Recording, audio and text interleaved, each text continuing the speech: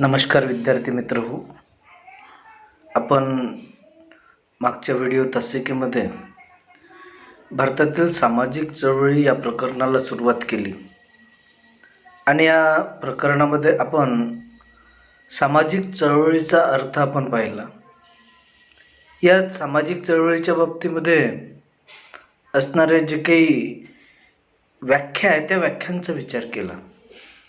सोबतच आपण सामाजिक चळवळीच्या वैशिष्ट्यांचा विचार केला आणि या सामाजिक चळवळीच्या वैशिष्ट्यांची 4 वैशिष्ट्ये आपण पाहिली. पहिलं वैशिष्ट्य आपण पाहिलं ते म्हणजे मूलतः सामूहिक स्वरूप.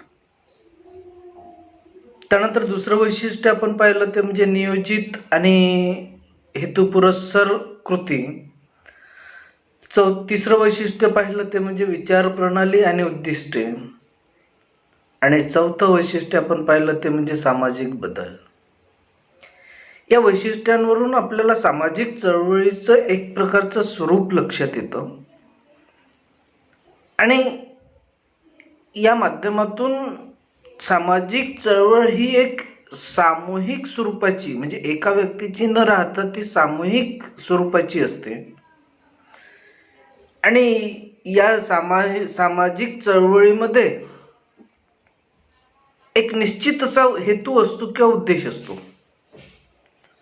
आणि तो हेतू किंवा उद्देश पूर्ण करण्याकरिता विशिष्ट प्रकारचं नियोजन करण्यात येतं. एक विचार प्रणाली जी असते ती विचार प्रणाली अंमलात आणली जाते.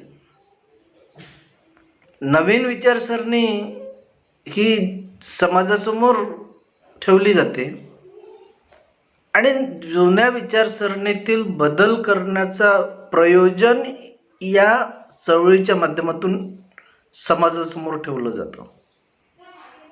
सोबतच सामाजिक जो बदल आहे हा बदल सुद्धा घडवून आणण्याचा प्रयत्न केला जातो आणि अशा पद्धतीने सामाजिक चळवळ ही कार्यरत असते. या बाबतीतल्या आपण 4 वैशिष्ट्यांचा विचार केला. आपल्याला या तासिकेमध्ये सामाजिक चळवळीचे प्रकार आपल्याला बघायचे आहे. सामाजिक चळवळीचे प्रकार बघत असताना सामाजिक चळवळीचे प्रकार पाहत असताना काही समाजशास्त्रज्ञांनी या प्रकारांचा उल्लेख केलेला आहे आणि हे प्रकार जर पाहिलं तर आपल्याला सांगता येतं ते म्हणजे निषेध आंदोलने आहे किंवा आंदोलने आहे किंवा निषेध व्यक्त करणे आहे. एखाद्या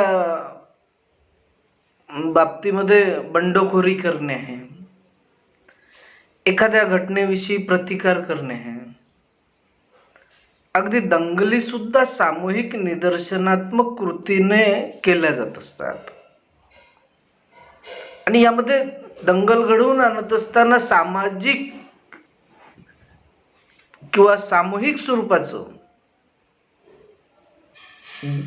दंगल घडवून आणली जाते. तरीही या सामाजिक चळवळीपेक्षा ते भिन्न आहे. अशा प्रकारच्या ज्या काही कृती आहे निषेध व्यक्त करणे, दंगल घडवून आणणे, बंडखोरी करणे, प्रतिकार करणे, आंदोलने करणे, या ज्या गोष्टी या गोष्टी कशा आहे सामाजिक चळवळीपेक्षा वेगळ्या स्वरूपाच्या असल्याचं दिसून येतं. या वेगवेगळ्या निकषांचा वापर जे असतात ते वापर सामाजिक चळवळीमध्ये केला जातो. सामाजिक चळवळ वेगवेगळ्या प्रकारचं वर्गीकरण आपण करून सांगता येते किंवा करता येते. त्यामध्ये जर आपण पाहिलं तर काही निश्चित अशी ज्या सामाजिक चळवळीची जी उद्दिष्ट ठरविली जात असतात, ध्येय धोरणे जे ठरविली जात असतात, या ध्येय धोरणांच्या आधारे आपल्याला वेगवेगळ्या प्रकारचे वर्गीकरण करता येतं किंवा वेगवेगळ्या प्रकारे प्रकार सांगता येतात, त्यावर चर्चा करता येतं. या सामाजिक चळवळीच्या प्रकारांमध्ये पहिलं प्रकाराचा विचार जर केला तर आपल्याला असं म्हणता येतं की सांस्कृतिक मानववंशशास्त्रज्ञ डेव्हिस ॲबर्ले यांनी परिवर्तनाचं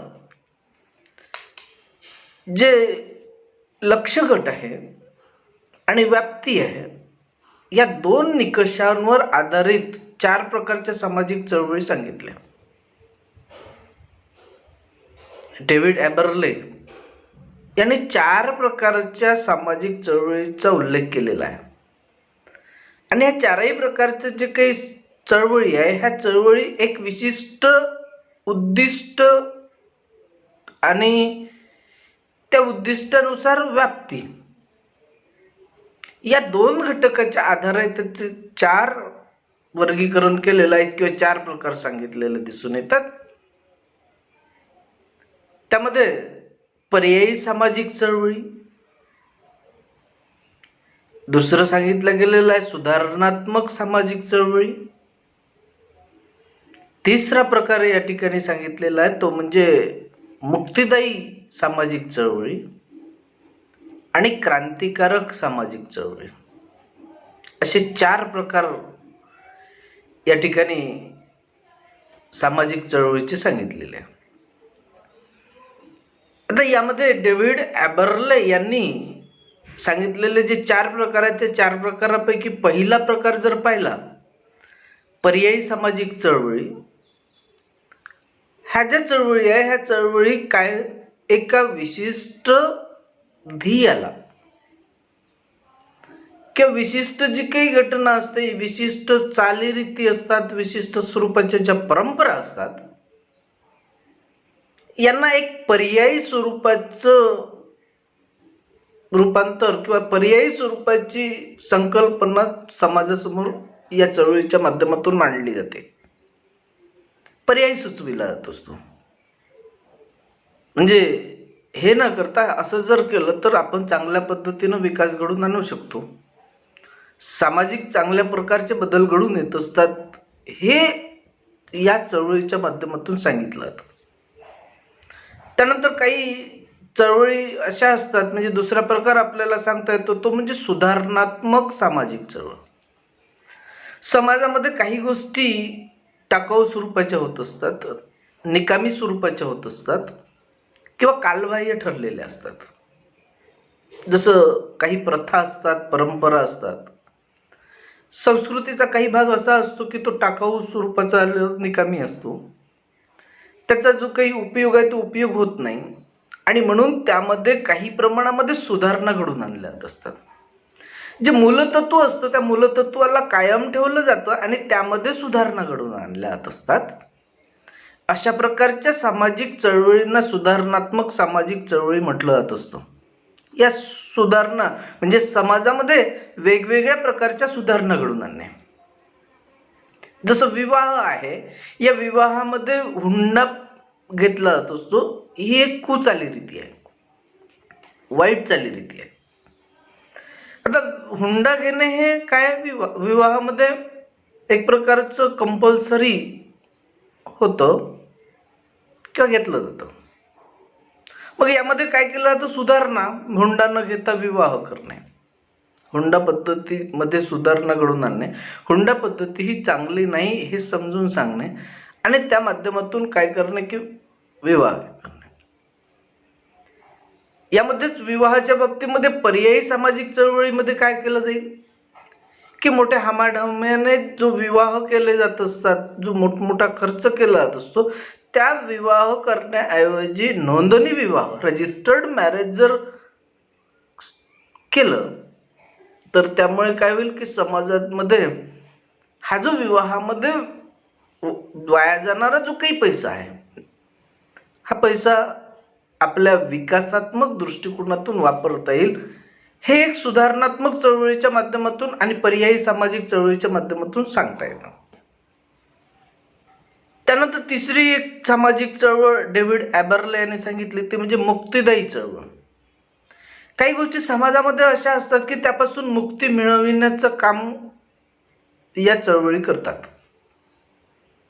जसं स्वातंत्र्य आहे, हे स्वातंत्र्य आपण भारतामध्ये स्वातंत्र्य भारताला मिळवून दिलं, आपण नाही मिळवून दिलं, आपल्या जे काही नेत्यांनी पुढाऱ्यांनी जे स्वातंत्र्य मिळवून दिलं हे जे स्वातंत्र्य आहे ते स्वातंत्र्य एक प्रकारची मुक्ती मिळवणे, म्हणजे पारतंत्र्यामध्ये होतो आपण, पारतंत्र्यातून आपण मुक्त झालो आणि स्वातंत्र्याचा स्वीकार केला. 1947ला भारताला स्वातंत्र्य मिळालं. 1950ला भारत हा देश काय झाला, लोकसत्ताक झाला. लोकशाही तत्व भारताने स्वीकारलं आणि प्रत्येक व्यक्तीला न्याय मिळवून देण्याचा, प्रत्येक व्यक्तीला स्वातंत्र्य या भारतीय समाजामध्ये मिळवून देण्याचं कार्य केलं. ही झाली मुक्तिदायी सामाजिक चळवळ. त्यानंतर काही चळवळी अशा असतात की त्यांना क्रांतिकारक सामाजिक चळवळ असं म्हटलं. त्यासाठी क्रांती केली जात असते. जसं ब्रिटिशांच्या विरोधामध्ये क्रांती घडवून आणली, ही क्रांतिकारी चळवळ आहे. मुक्तिदायक चळवळीबरोबरच क्रांतिकारक सामाजिक चळवळी सुद्धा समाजामध्ये निर्माण होत असतात.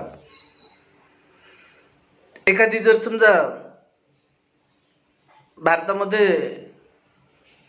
जर पीक जे आहे ते पीक मोठ्या प्रमाणामध्ये होत नव्हतं, त्यावेळेला यशवंतराव चव्हाणांनी क्रांतिकारक चळवळ घडवून आणली, हरित क्रांती निर्माण केली.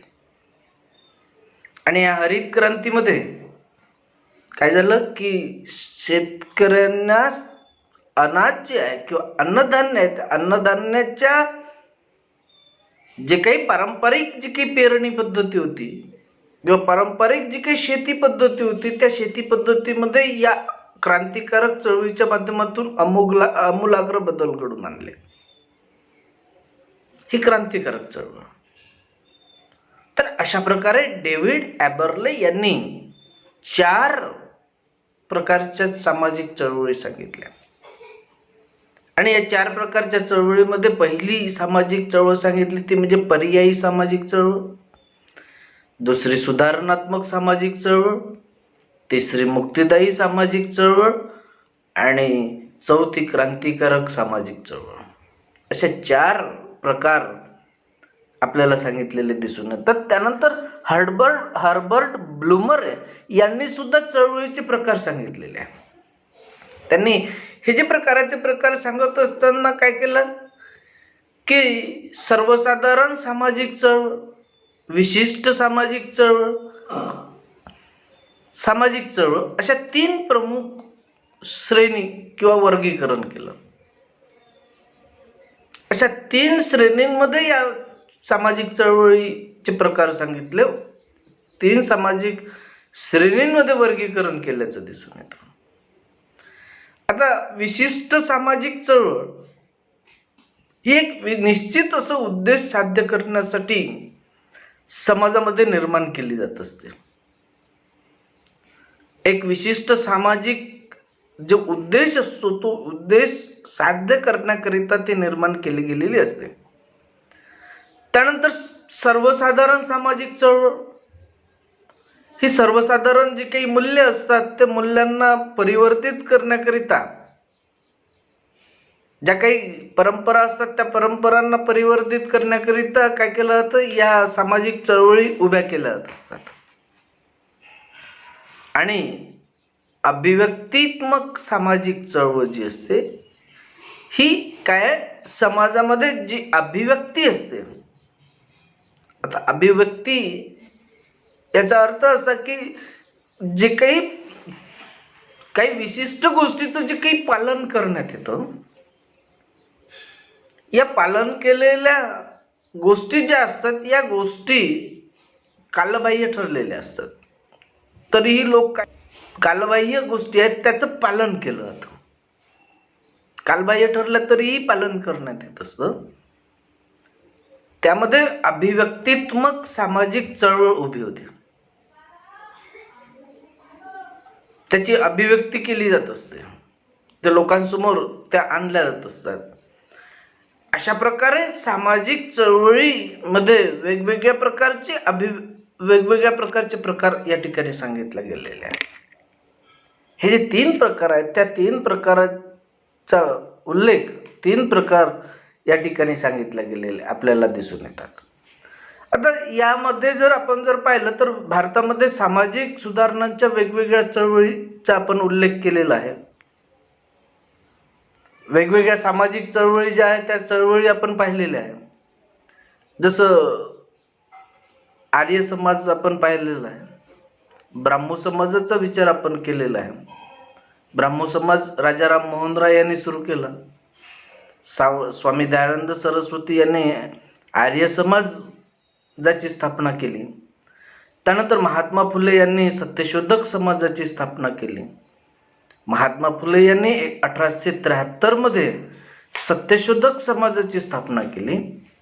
आणि या सत्यशोधक समाजाच्या स्थापनेच्या माध्यमातून जे समाजामध्ये असणारे जे स्त्रियांचे प्रश्न आहे, हे प्रश्न निकाली काढण्याचा प्रयत्न केला.